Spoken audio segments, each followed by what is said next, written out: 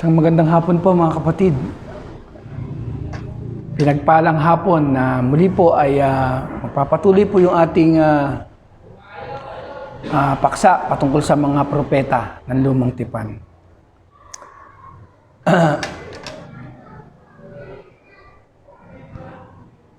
Maraming mga propeta ng panahon ng Lumang Tipan mga kapatid ay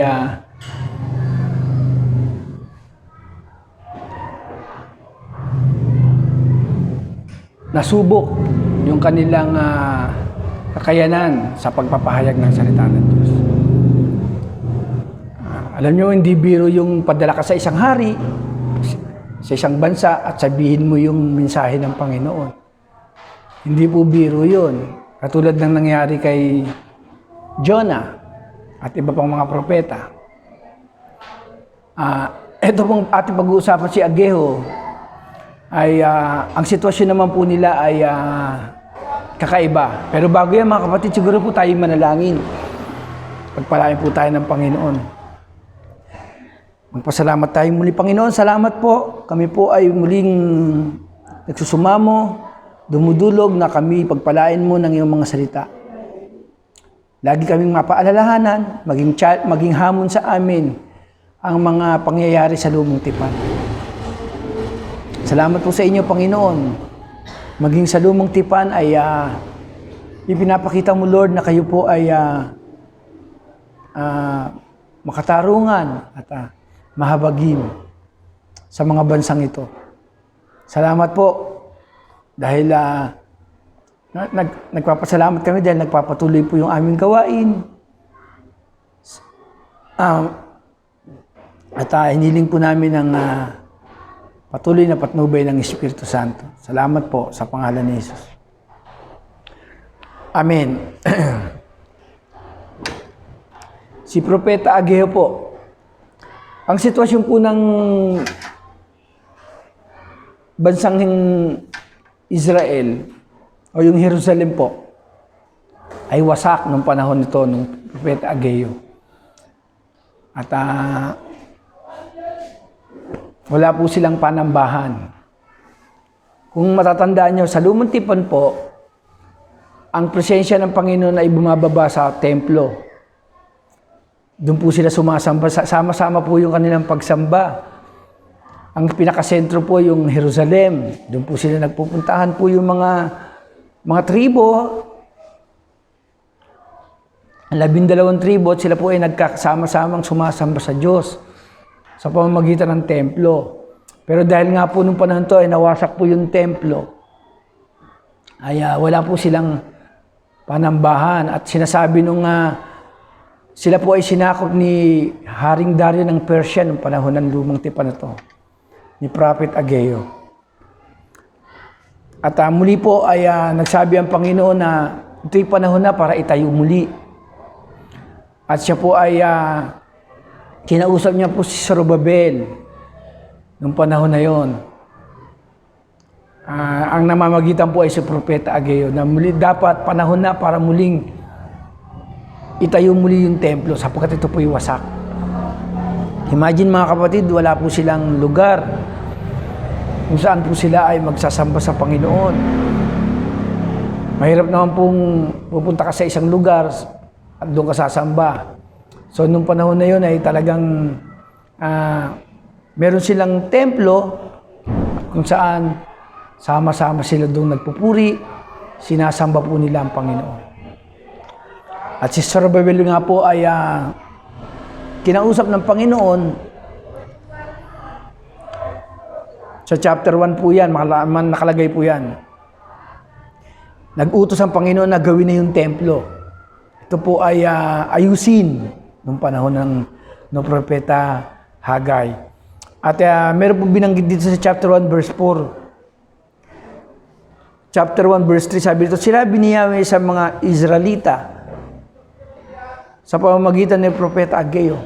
Magaganda at maayos ang inyong mga tahanan, ngunit pinapabayaan ninyo ang wasak ang aking bahay. Isipin ninyo ang inyong kalagayan. Marami ang inyong iniahasik, ngunit kakaunti ang inyong inaani. Kumakain nga kayo, ngunit hindi kayo nabubusog. Umiinom kayo, ngunit hindi nasisiyahan. kumikita nga ang mga manggagawa, ngunit ang kita nila ay parang nahuhulog sa buslo. Butas at ang mga damit nila ay may damit nga kayo, ngunit hindi makaalis ng ginaw. Ito po yung pinakita ng Diyos sa mga Israelita na kaya nyo nararanasan yan sapagkat pinababayaan nyo yung aking templo. So sila nga naman, maganda nga naman yung kanilang mga tahanan. Kasi nung panahon na yun, dapat sila ay nagtutulong-tulong para itayo muli yung templo ng Diyos. At ito po ay naganap nung panahon ni Propeta Ageo. At ang kinasangkapan po ay si Gobernador Zorobabel. At dito po sa chapter 2, dito po maipamalas, binanggit din po yung kagandahan ng templong itatayo nila kaysa sa naon ng templo noon. Sapagkat nung panahon ng templo, nung unang templo na itinayo ay winasak ng Panginoon sapagkat dahil sa kasalanan ng bansang Israelita. Dahil po sa kanilang pagsuway at hindi po sila namumuhay ayon sa batas ng Diyos, kautusan ng Diyos. Winasak po itong templo. Mapapansin niyo po mga kapatid sa mga pangyayari sa Lumang Tipan. Kapag ang mga ang bansang Israel ay gumagawa ng mga bagay na labag sa Diyos, ang Diyos po ay nagiging makatarungan. Pinapasakop po sila. Sila po ay pinapasakop ng Diyos sa ibang bansa, sa ibang mga bansa na hindi kumikilala sa Kanya, upang sila ay turuan ng Panginoon. Upang sila ay magpakumbaba at magbalik loob sa Kanya. Kasi nung daanan natin yung pangyayari sa Ehipto, nung panahon sila inaalipin, hindi po sila nakatagal sapagkat nakita nila yung panggigipit, pagmamalupit ng bansang Egypt sa kanila. At sila ay napilitan dumaing sa Diyos. Bagamat masarap yung kanilang kinakain, sagana sila, pero kawalan po ng katarungan yun. Sila po ay inaalipin, hindi po sila pinapasahod. Kung mapapansin nyo, walang ibibigay, sila po ay inaalipin ng mga Egyptian. Pero nung sila ay nanalangin, tumugon ang Panginoon. Ganun po ang gusto ng Panginoon. Tuturuan sila sa isang sitwasyon na magiging daan para sila ay magbalik loob at manalangin ulit sa Panginoon at tumawag, magtiwala sa Diyos. Ganito po yung sitwasyon. Kaya nga po, dito po sa chapter 2, sabi po rito ng Panginoon, ang templong ito'y magiging maganda kaysa noong una. Pasasaganayin ko ang lahat ng bagay, ano pa yung ito. Ito nga ay sinabi ni Yahweh. So may pangako sa kanila. Kapag muling naitayo yung templong ito, ay yung sinabi kanina na sila umaani pero kokonti lang yung kanilang, nagtatanim sila pero konti lang yung inaani. So parang baliwala yung kanilang ginagawa, sabi ron. Lahat ng mga nangyayari sa kanila ay dahil sa kapabayaan nila sa templo ng Panginoon. Kumbaga parang ayaw na nilang maranasan yung presensya ng Diyos. Napakahalaga nung panahon na yon. Kung sa panahon natin ngayon, dali na po natin sa panahon ngayon. Yung templo naman po ay bahay panalangin ang tawag po sa Biblia. Ang tunay na templo ng Diyos ay yung tayo, na pinananahanan ng banal na Espiritu. Tayo yung spiritual temple. Pero sa Lumang Tipan nga po, balik tayo sa Lumang Tipan, napakahalaga ng templo para sa kanila. Sapagkat sinabi ng Panginoon, ulitin ko po, ang templong ito ay magiging maganda kaysa noong una. Pasasaganayin ko sa lahat ng bagay at lupang ito. Ito ang sabi ni Yahweh. At sa verse 13 po, chapter 2, verse 13. Itinanong pa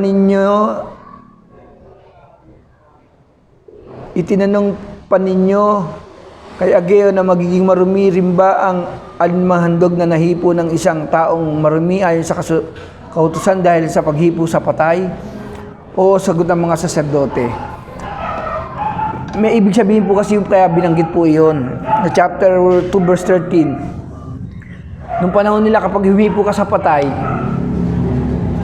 tinuturing kang marumi. Pag nakahipo ka ng patay, marumi ka na, hindi ka pwedeng sumamba sa Panginoon. Panahon nila. Pero ang gustong iparating dito, ang katulad nila ay ganun, dahil sa kanilang mga kasalanan at pagsuway. Para silang humipo sa patay. Kaya itinuturing na marumi ang bansang ang mga Israelita. At dahil nga po nangako ang Diyos na muling itayo muli yung templo at muli niyang ipaparanas yung kanyang presensya. At nangako ang Panginoong Diyos na sila'y pasasaganain sa lahat ng bagay. At kinumpara niya yung unang templo sa itatayong templo. Ito raw ay magiging mainam. Kasi nung unang templo nga po, kaya po pinahintulutan ng Diyos na mawasak ito sapagkat parang hindi nagiging mainam yung kanilang pagsamba. Naalala ko, minsan sinabi ng aming pastor na nagse-celebrate yung mga tao dahil sa ginawa ng Panginoong Diyos. Si Christ, siya ay namatay sa krus. Tinubos tayo. Pero habang tumatagal, nakakalimutan na nila yung mga pangyayari. Nagse-celebrate na lang sila dahil gusto lang, masaya sila.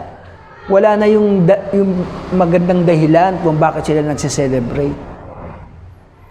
Nung panahon nila, ganun nangyari. May templo sila, parang hindi na mahalaga sa kanila yung presensya ng Diyos. Patuloy yung paggawa ng kasalanan, patuloy yung pagsuway.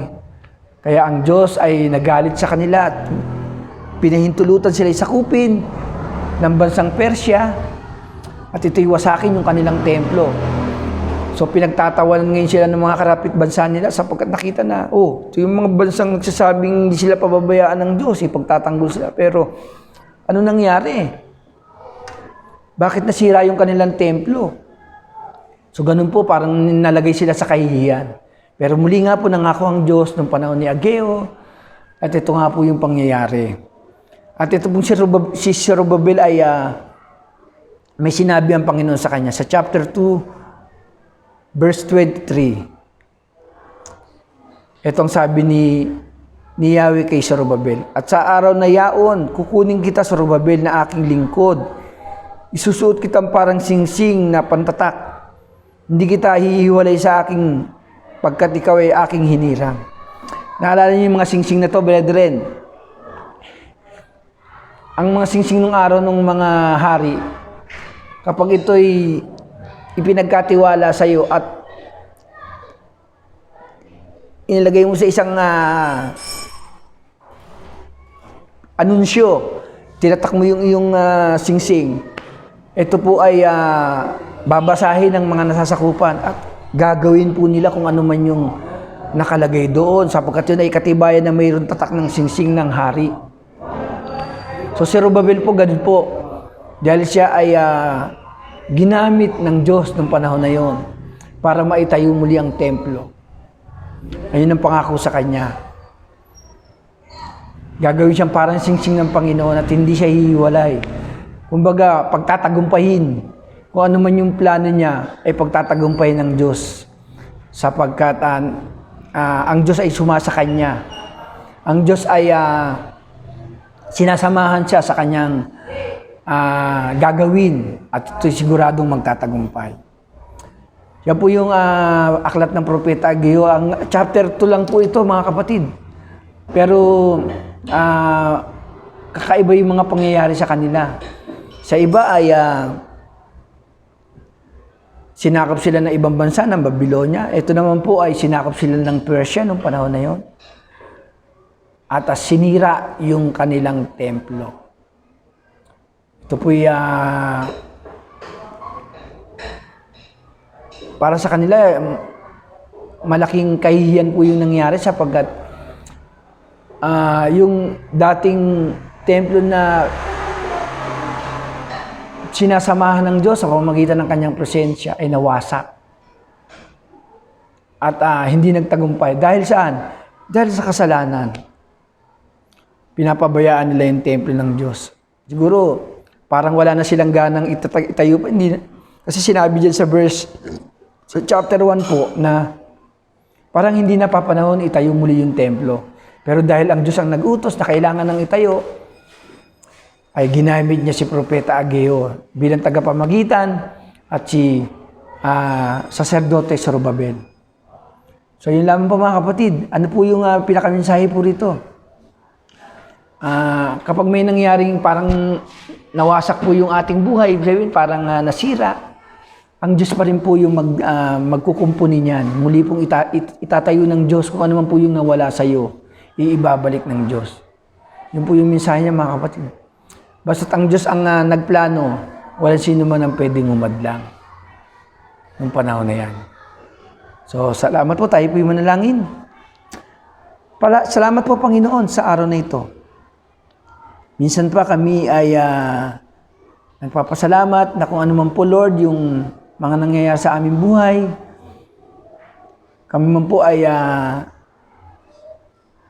nanglalamig, nanghihina, nananamlay sa aming pananampalataya. Ay muli mo kaming ititindig, Panginoon. Palalakasin mo kami. Sa panahon ng pagkawasak, Panginoon, bubuin mong muli ang mga nawala sa amin. Ibabalik mo yung mga nawala sa amin at ititindig mo, Panginoon, ang aming pananampalataya. Kung kami po ay gusto nang gumibap, nadi-discourage na po, marami po sa amin ang nakakaranas ng problema at naapektuhan po kung kaya po minsan ay nananamlay yung aming pananampalataya. Pero naniniwala po kami, Panginoon, na yung pangako mo ay aming panghahawakan, katulad ng pinanghawakan ni Propeta Ageo at ni Saserdote Zorobabel. Salamat po, Panginoon, sa pangalan ni Jesus.